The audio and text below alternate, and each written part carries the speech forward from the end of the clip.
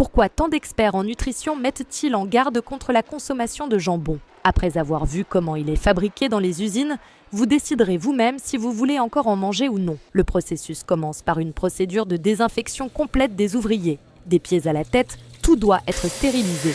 Ensuite, d'énormes blocs de poulet congelés sont placés dans une machine géante qui les découpe en morceaux gérables. Ces morceaux sont ensuite transférés dans une machine à hacher qui réduit le poulet en une pâte très fine. En plus du poulet haché, les ouvriers ajoutent de la viande de porc équivalente à environ un quart de la quantité de poulet. Le porc est également haché puis mélangé avec le poulet. Puis, dans une machine spéciale, on ajoute des épices et de l'eau purifiée. La machine s'occupe du mélange.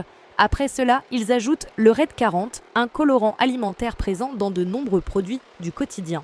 Je vous conseille de faire vos propres recherches à son sujet. La purée obtenue est versée dans le mélange de viande. La machine est relancée et le tout est laissé à mélanger pendant plusieurs minutes jusqu'à obtenir une texture parfaitement homogène. Ce mélange servira à fabriquer le jambon, mais les étapes restantes sont encore plus impressionnantes. Le mélange est envoyé dans une machine qui le pousse à travers un tube jusque dans de grands sacs en plastique. Un ouvrier tient chaque sac jusqu'à ce qu'il soit plein, puis une machine comprime la préparation. Ces énormes saucisses sont ensuite placées sur des plateaux métalliques, puis introduites dans une chambre de cuisson à haute température.